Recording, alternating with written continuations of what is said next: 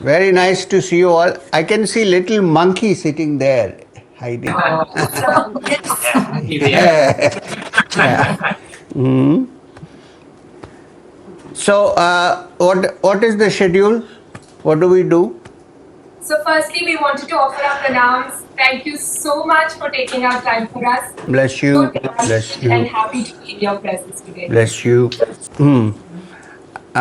So maybe next year we could make a trip. This year is out of question. We've collected a few questions from the group. Very good. That's great. So should we begin? Yes, of course. So the first question is from Bosco. From See, on my right. Bosco. Yeah. Okay. Hi, Bosco. So he says, Samvo manamsmi janatam.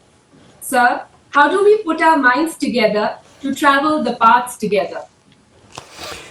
Yeah, the translation is correct. Samvo manam si janatam. With our minds put together, may we understand. If you go to the before that and if you go after that, it's also said this is how the ancient times the devas acquired wisdom.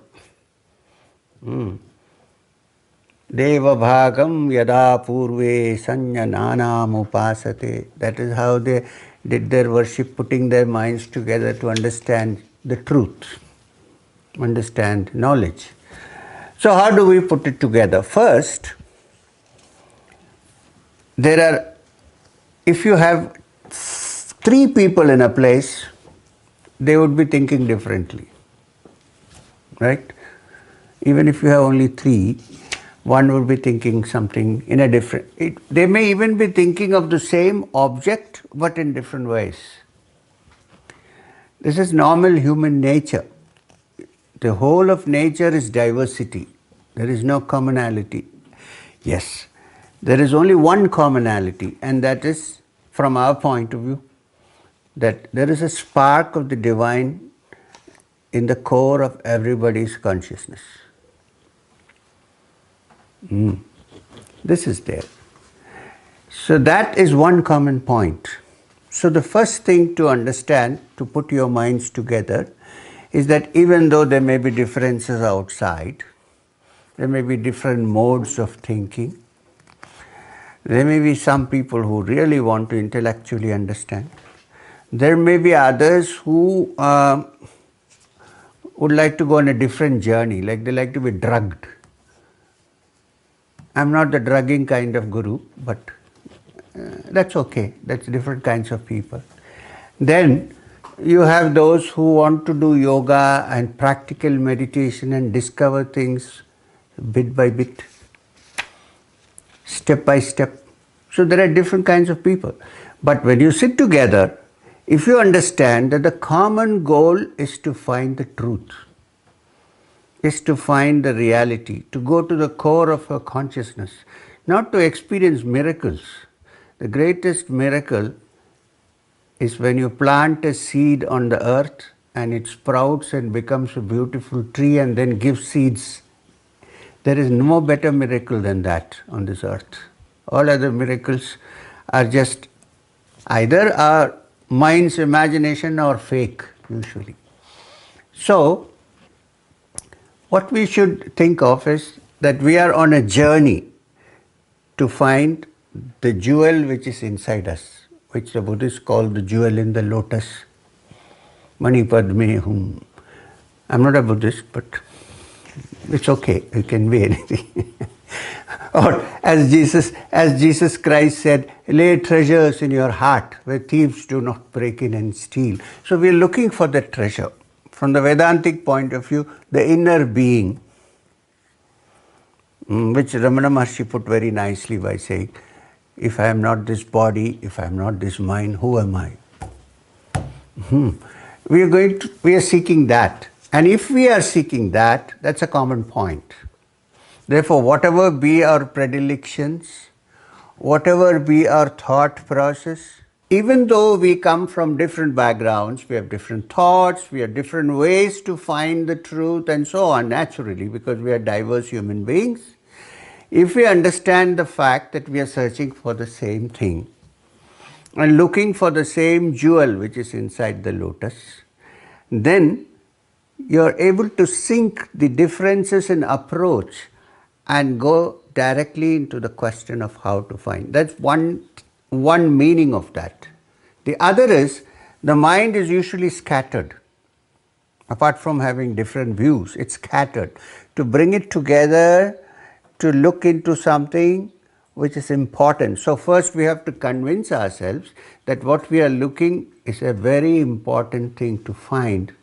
It's more important than our life itself. If this thought enters our mind, then one pointed attention, bringing the minds together, is very easy. It's like snapping the finger. The problem is, till we get so serious about it, it's usually wandering here and there. So when it becomes, like for instance, let me tell you this. If you are interested in music, and if you want to listen to good music, do you need to do anything to keep your mind from being distracted? No. Because you are absorbed in it.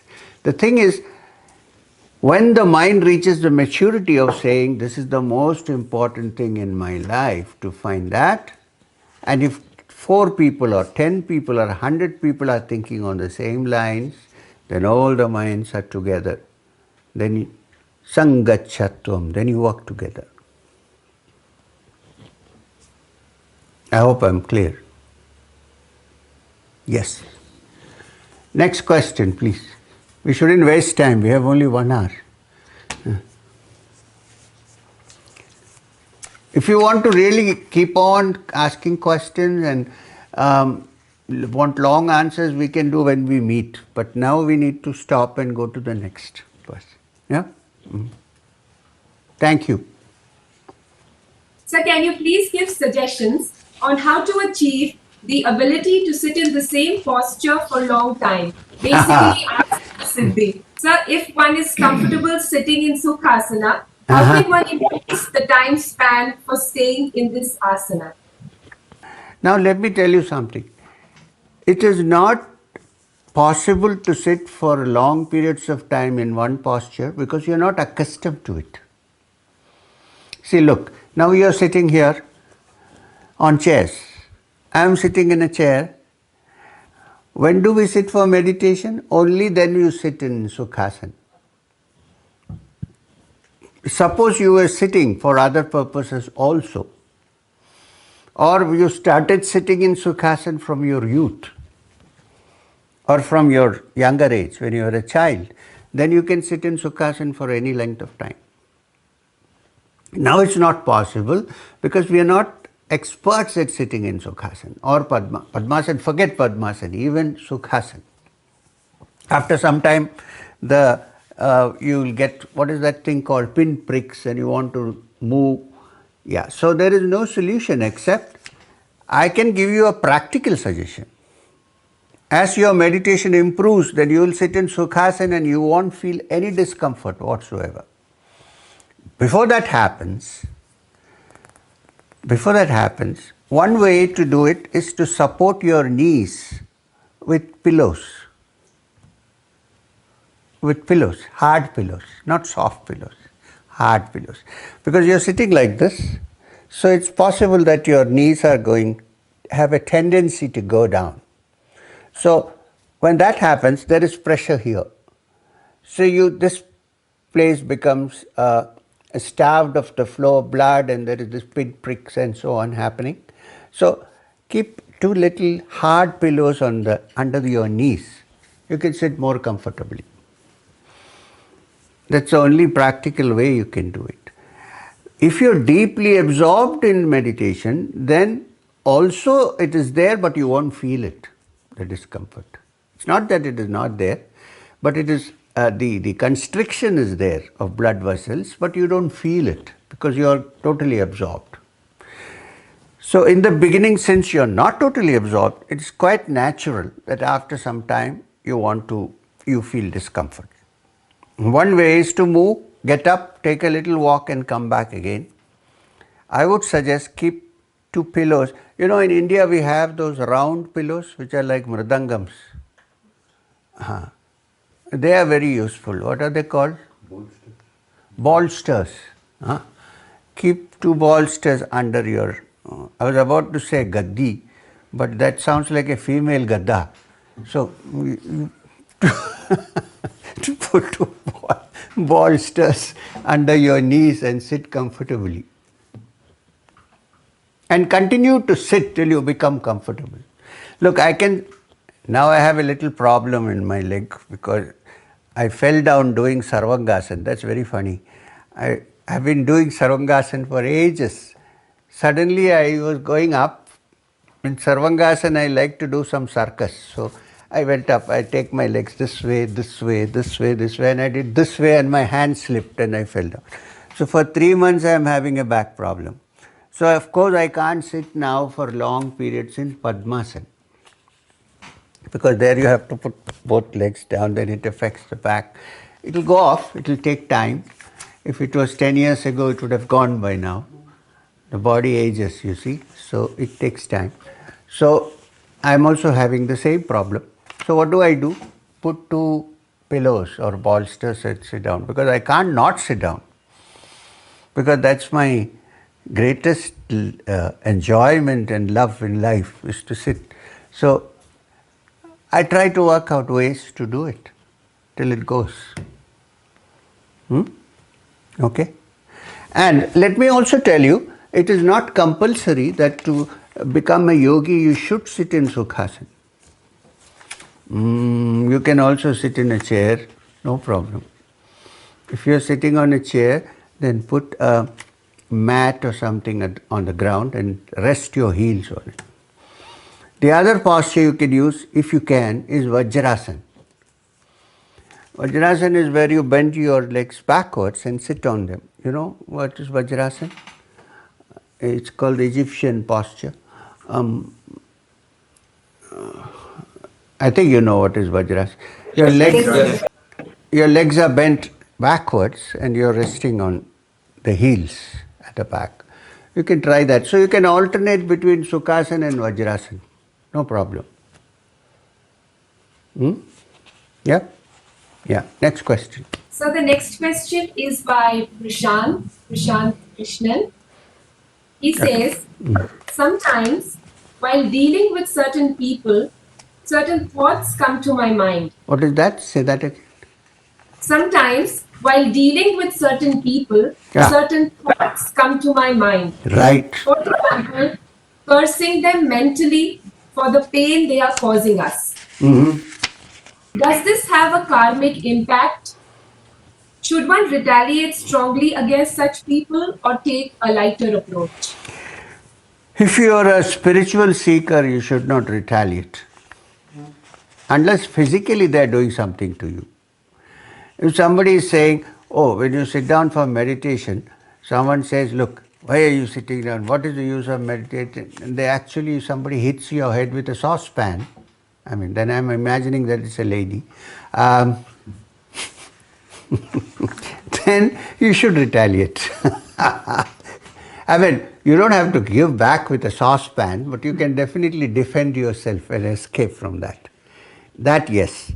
But thoughts, you don't have to retaliate with bad thoughts.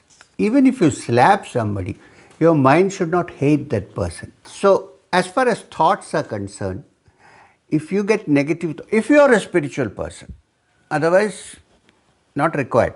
But if you want to advance spiritually, then even if people have bad thoughts against you and you kind of feel it, do not retaliate with bad thoughts in exchange. Give good thoughts out. Say, out of ignorance you might be doing it, but please, I don't want to hurt you. Well, there's some great being who walked the earth 1,000 years ago said this in beautiful language, not in India but in Jerusalem. It's difficult to practice, but very difficult to practice. He said, bless them that curse you. Do good to them that hate you. Pray for them that despitefully use you and persecute you. It's not easy. Easier said than done. But at least being spiritual practitioners, we should try. If you're not a spiritual, that's okay. But one more thing, even if you're forced to slap somebody, don't carry an evil thought in your mind. Say that, I've done it, I'm sorry, I shouldn't have done it, but it's not a good thing to do it. This should be the thought. Because by good thoughts, you can change the minds of other people. By retaliating with the same kind of thought, it only becomes a kind of in this field which we are in, you and I, right?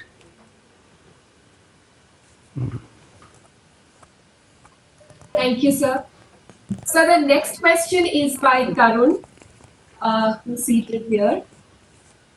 So he asks, practicing Kriya after a few years, I found I experienced amazing sensations internally, but I seemed less in touch with how I was behaving or reacting to people around me. It seemed perhaps Vata was becoming imbalanced, but in any case, is there a way to have those inner sensations but also be calm and grounded externally? Normally, when you have internal sensations while practicing Kriya or meditation, they need not reflect as violent behavior externally. This has nothing to do with that. What I think is the problem is that when you do, did you take Kriya from me? No. Anyway, so I can't give any opinion on this because I don't know what Kriya you took or when you took or what's happening, so I don't know. But all people who have taken Kriya from our parampara, whatever I have been doing Kriya, there may be other Kriyas, I'm not saying there aren't. I have not got a single case of people who are practicing Kriya and saying that because we have nice feelings inside but outside I behave in a bad way. It cannot happen. Maybe that you have become so sensitive that the agitation which you would not have noticed before, you are able to catch now. This is possible. Because I can't blame I can't say there is only one Kriya that you do. I'm not saying that, okay? I'm only saying that people who have taken Kriya from us have not complained that internally the feelings are good, but externally I'm not able to control myself. Because these two go hand in hand. It's not different. So my feeling is probably you would have had such feelings before, but you are not able to detect them. And now because you are practicing some form of Kriya or meditation, your mind has become so fine that you are able to see it. Now, if you are able to see it, then it is your responsibility to deal with them and get rid of them. And the only way to deal with a negative thought is to substitute it with positive thought. There is no other way. Because if you try to negate a negative thought, it will only increase. You need to substitute it with a good thought. Suppose I am meditating. Suppose, not you, okay? Suppose an example, I'm meditating. I'm feeling wonderful. It's quite nice. Then somebody comes and says, what is this wasting your time? Get up and go and do some work. We need money in the bank or something like that. Suppose. Now, if you get up from your meditation and start shouting at that person, that does not change your state of mind into a better and finer state of mind. Instead of that, you should substitute with a good thought. You should say, whoever is saying this is ignorant of what I am doing, so it's okay. Let them say what they want. I will also do what they are saying, but I will not drop or let go of my meditation. So you need to substitute with a good thought. And if somebody, now this is very funny, If someone really curses you, for instance, I think it's a good idea when you go out to the mall to buy something nice and give it to them. Believe me, I'm not joking. Sometimes it works wonders, especially with your wife. I'm not saying that now, I'm just saying.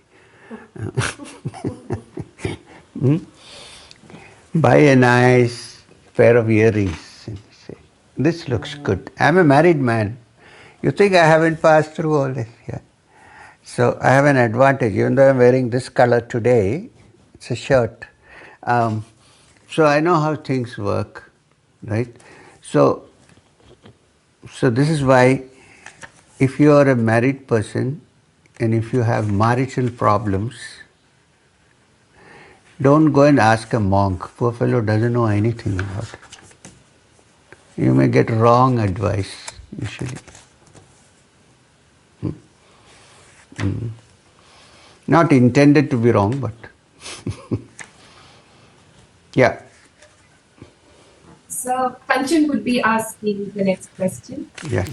Namaste, sir. Actually, this question comes from my husband, who's acting as the technical support today. uh, Where is he? he is here, Harsh. Okay. Okay, tell me. So we have an educational institute, and his question was how much responsibility he, as a teacher, should take in the successes and failures of his students. He must take a lot of responsibility, but you cannot always guarantee that all students will succeed. That you cannot guarantee. But it's if you have your students, then it's a good idea. It's actually not good, it's a duty to follow them to the end and see that they reach where they want to reach or where you want them to reach also. So having a student is a great responsibility. However, a good teacher has to be a good student. People sometimes ask me, how do we teach them to be good? I always tell them, if you live a good life and if they see you, then you don't have to teach them to lead a good life. They know what to do. Because young people are very sensitive. They can easily detect hypocrisy. Elders probably can't, but young people easily grasp. Even at home it can happen. Not only teachers, but at home. So if you live a good life and not lead a double life, you teach your parents, children to say always speak the truth, don't hurt anybody, and in your business you don't mind saying any kind of untruth. Children can easily find out. Outside world can't. But the children, they can easily find out. So if you lead the right kind of life, then the children imbibe that from you. The students. One thing. Second, to the point which was asked, the question, yes, you must be responsible for your students.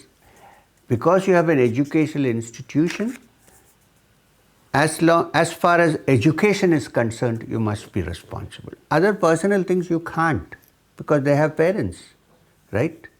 So many things are decided by them. But as far as studies and academics and all are concerned, keep guiding them till they get fed up and say enough. We should get fed up. Huh? Thank you. Like I'll give you an example. Like we have a school. One second. We have a school, and we have actually two schools. One is a school next to the my house, and the other is the People Grow School. And in the People Grow School, from the time we give admission to the first batch of students till today, many of them have passed, gone out, some are in Japan, some are doing various things. We keep in touch with them. Because at any point it's possible to give advice. So the alumni of an institution should remain always in touch with each other so they know what's happening. You know that you were in PGS for 1.5 years, 2 years? 2 years? Yeah, 1 year. So we follow the students. We keep in touch with them. We see where they are going, how we can help them proceed further, and so on and so on. One of our first batch girls is now working in the UN. One girl is in Japan doing good work. So they're all from ordinary family backgrounds. Nothing very extraordinary there. But it depends on keeping in touch. The teacher should be like friends and parents to the student. So that even what they can't speak at home, they can confess to you. And you can guide them. Right? Yes. Next question. Next question. So I wanted to ask you about, the way our emotions affect our memory. So for instance, like when you're angry, like you're unable to access certain memories. So I just wanted to hear your thoughts on just how memory works and how we can work to not allow our memory to become so distorted through our emotions. There are two sides to this question. One is, you see what happens when you're angry. It's not that your memory doesn't function. Your memory is for some time suspended. It's not the long-term memory, also the short-term memory.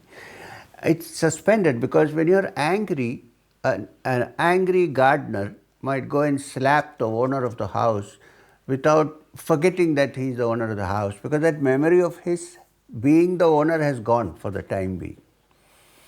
Mriti Bhramsha Buddhi Nasho. This is how it's written in the Gita. First, the memory goes, then the intelligence goes, and then Buddhi Nasha Pranashyati, then the whole life is destroyed. This is how the Gita describes it beautifully. So, when anger comes, you can't do anything about how it affects the memory. But you should be able to see anger. It's not easy. Usually, before you catch it, it's done its work. It explodes. So, when the mind becomes more and more sensitive through meditation, through wanting to find out and so on, then a time will come when the mind has become so mature through practice that it is able to catch anger even when it is in the bud stage, before it blossoms, before it does its work. You can see it coming. That's the time when you can nip it. If you are able to nip it the moment it comes, then after some time, anger gets tired of coming to us. It disappears. So, seriously, so the main thing is to be watchful. Where people say, I'm doing mindfulness. Now, mindfulness is not just sitting quietly, closing your eyes and watching the breath and watching. No. Mindfulness is to be mindful of every emotion that comes into the mind. This is the most important mindfulness. I can't say that 1 hour in a day I can sit in mindfulness, but when I open my eyes and go out, I'm not mindful. I curse people, I do all kinds of... Then that's not mindful. Mindfulness is, except when you sleep, you can't be mindful. But when you're awake, all the time that you're awake, that you watch your mind, see how it functions, where is it going? Is it getting jealous? I think jealousy is worse than anger sometimes. Because nothing is happening to me. Somebody is happy and I'm unhappy. There is no logic to it actually, but it comes, it happens. So to watch it as it comes immediately, it needs practice, training. Then this problem of forgetting who you are and who the other person is disappears slowly. Then you begin to behave in a better way. That behavior is not a put on artificial behavior, it's a behavior that springs from your inner being, which has cooled down its anger. You know, the word nirvana, some people define it as the snuffing out of the flame. Now, when you say snuffing out of the flame, it doesn't mean all the flames are snuffed out. It means all that is negative is snuffed out. In nirvana, you don't go into nothing. You go into no thing. No thing is different from nothing.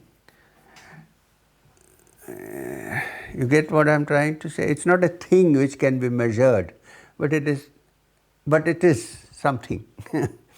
So, when the mind is free of anger and lust and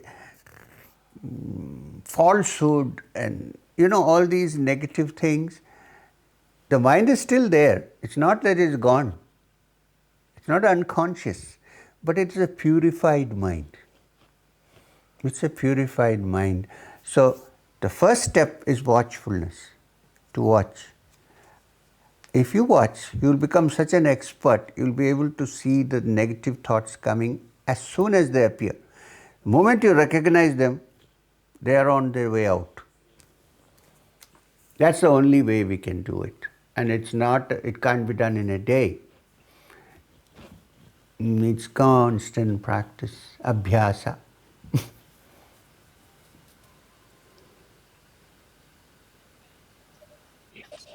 Yeah, so when you're in the anger, is there a way for you to find your way out of the anger? Yes, of course. Of course. First, you have to recognize the fact that this anger is not going to do any good. Psychologically, first you have to work on that. That I could probably have done better if I had not got angry. So, first establish this fact that the mind accepts it and says, no way, I don't think this anger is good for me, fully. Only after that is established will you start working on how to get rid of it. Without understanding that, if you try to get rid of it, then it will come back again and again. So first thing to understand is that this anger is not good for me in any way. In fact, one great teacher in the South, who was the founder of a system called the Lingayats in Karnataka, Basaveshwara, who wrote the Vachanas, beautiful Vachanas. In Kannada they are what? He said, when you're angry, you're setting fire to your own house, not to your neighbor's house.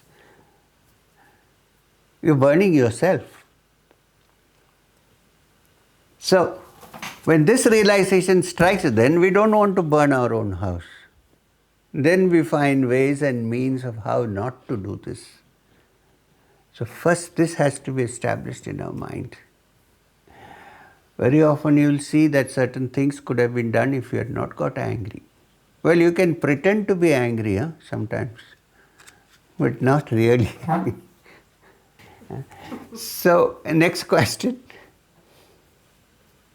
The next question is, Dharana is the capacity or practice by which one can put one's mind exclusively in one stream of thought. Are there any exercises that you suggest to improve Dharana? Dharana. So, from Dharana comes Dhyana. Dhyana is a continuation of Dharana. So first you need Dharana to go into Dhyana. Right, you're right. So, is there a way? First of all, the object, idea or principle or whatever you're going to fix your attention on in Dharana should be something that appeals to you. Otherwise, it's rather difficult to do any Dharana. Look, if you like music, as I said before, do you need any effort to fix your attention on it? No.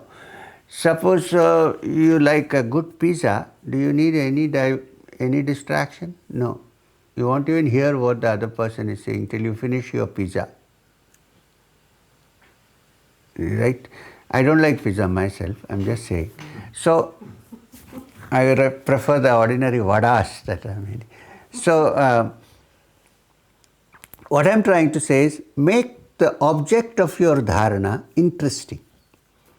If you're not interested, bring in some interest which appeals to your mind. Which is why I always say that same type of dharana may not be useful for everybody. There are some people who are very visual. For them, visuals are required to fix their attention. There are others who are interested in sound. For them, sound is required to fix their attention. So there are different modes. Some go more with feeling. So for them, the object should invoke a certain feeling so that their attention is on that. Now this is basic. After that, dharana improves only through constant practice. There is no other way. Patanjali in the Yoga Sutra says, Nairantariya Abhyasena, regular practice is the only way to achieve dharana continuously. And when you do perfect dharana, you are already entering dhyana. Dharana which has not been broken becomes dhyana. And dhyana culminates in samadhi where you're not even aware of yourself. You can only are aware of what you're meditating upon. In another path, there is nothing that you are aware of except yourself. There are two ways of looking at it. If you're doing the Vedantic path, then you're aware only of the self. You're not aware of anything else. If you're doing the yogic path, you're aware only of the object you are meditating upon. You have forgotten that you even exist. That's also okay. Two ways of looking at it. So, bring about some interest in the dharana. If at the moment you are not able to meditate on a lotus, get interested in a real lotus. Bring a real lotus, look at it, see how it establish a relationship, then it will be effortless to do dharana. Music is an excellent thing. Suppose there are people who like to think of the truth with form or without form. It doesn't matter as far as I'm concerned. It's okay. Suppose somebody wants to look at divinity as Krishna. Suppose. Even if he's not part of ISKCON, even then. Suppose somebody wants to think of the divinity as Krishna. Well, what is the best thing to do? What did Krishna do in Vrindavan? I mean, apart from cavorting with the gopis, what did he do? Play the flute. Right. So, listen to flute, the music of the flute. Naturally, you will be absorbed into the concept called Krishna. And everybody loves the music of the flute. It's music which has no words, no language, nothing. It's pure music. And then you're sucked into dharana. You're not even doing, it becomes effortless. Thank you, sir. So I think the next question has been answered by you. This was sent by Karan from Ottawa. From Ottawa. Yes, sir. He says, how does exercising the faculty of imagination lead us to experience the truth? We need to, look, he has got it somewhere a little bit wrong. I didn't say that. When you do chakra dharana, you're not imagining, you're visualizing. Imagination and visualization are two different things. Imagination is something that happens generally involuntarily. You imagine certain things. It's like daydreaming, building castles in the air. But visualization is a deliberate attempt to fix your attention and form something in front of you. Like in chakra dharana, You fix your attention on the inner center and think of the center as a light or as a lotus and so on. This is visualization. How does it lead to the truth? First, your attention, when it is completely on that visualization, then you begin to get the feeling of it more than the image of it. And from the feeling, you go on to that which is root of all feelings, which is the truth. So the link is very subtle, but it is there. Let me put it this way. Usually your mind is shapeless, wandering here and there. You want to make it into a certain visual, defined figure first. Otherwise, it's just here and there wandering. Such a mind cannot find the truth because it has no one pointedness. So what do? I gather it together, think that it's like clay, shapeless. And then I have a mold which has been given to me. It could be a mantra, it could be a form. I have a mold, not mold. So I put the clay into that mold and I press it properly. And then a mold has two sides, right? So I press it together, keep it there. And at a certain temperature, it is formed inside in a beautiful form. What was completely, random becomes a well-defined form, not any form, what you want it to be. Important.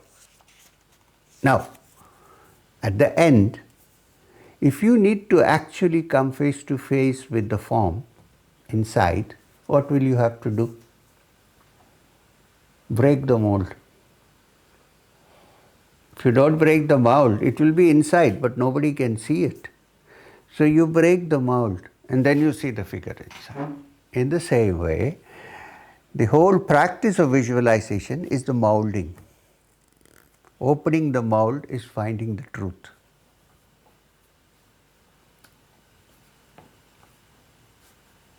Roughly. So, Arun has another question. He says, is it okay to use Khechari Mudra while mixing with people, or should it only be used during sadhana?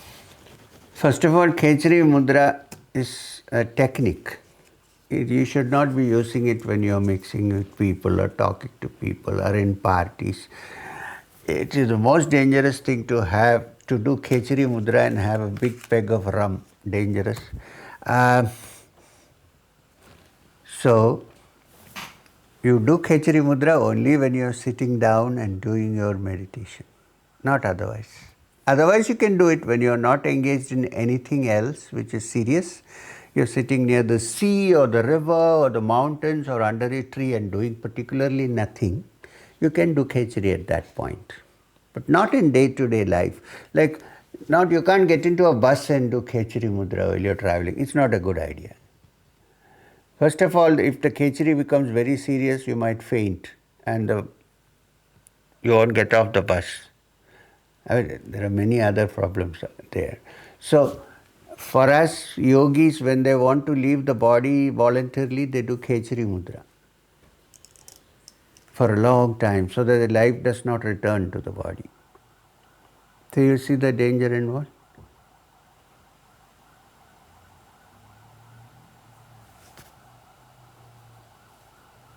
Yeah. Saji, would you like to ask? I wanted to ask the question. It's 1 hour now, so we can have a last question. So the last question is that do you have any advice or suggestions for us, the Canada group, now since we are all coming together? Canada group is like any other group, Madanapalli group, Canada group. For me, they are all the same, except that distance divides us. Apart from that, I have no such prejudice for or against the Canada group. And actually, I think I am more positively prejudiced with you all because you are far away and you don't see me every day. So all that is there. So there is no such thing. So what was the question? So that's, yes sir. Yeah, on. No, what I was asking is based on this interaction or more interactions as a group level commonality, if you can recommend some. Yeah, for that I think, yeah, that's a good idea. So what I'm saying is, once in a while, maybe once a week, on a non-working day or something, you should all meet. That's a very good step. Uh, you don't have to discuss, argue, or come to blows, but I know you won't, I'm joking. So you can meet once a day, I'm sorry, once a week, and listen to some music, meditate, talk, make food. You know, what is that called? Everybody brings some food. Potluck. Yeah, potluck. Don't smoke pot. Potluck, and that will be a good way to work on this, so that you can come together, chant, and then whenever you feel like it, we'll try and meet again like this. And if you have any questions which you are not able to answer, then you can put it to me. I'll try to answer it. Right? So it is very important. Samvo manamsi, putting your minds together, and sangachatvam, walk together. It helps, because independently it's difficult to do, all alone. Here you have some support. So that's what I would suggest. So thank you very much. It was nice meeting the Canada group. Maybe at some point next month or so we can have another. At the moment we'll leave it here, and then we will meet when I come, or when any of you come this side. No problem. Thank you very much. Namaskar. Om Shanti Shanti Shanti. Do you want to meditate for 2 minutes? Yes. So just close your eyes. I say Om 3 times fast, and then you meditate. And when you have to open your eyes, I will say Hari Om Tat Sat. Then you open your eyes. Right? So now, Om. Om.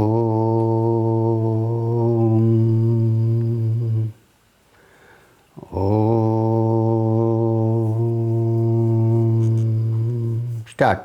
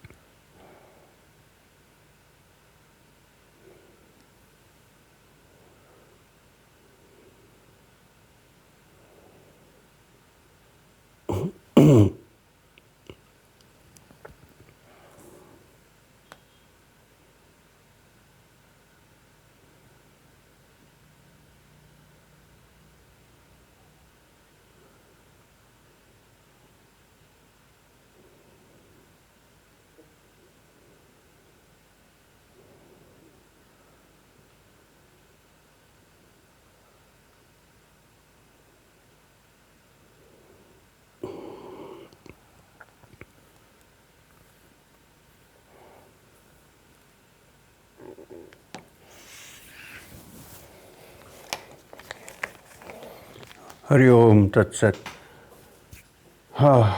So Priyanka, thank you for organizing everybody together. Thank you so much, sir. Welcome. You're welcome. All keeping well, everybody? Good. Thank you, sir. Thank you. Thank you. Sir. We look forward to being in your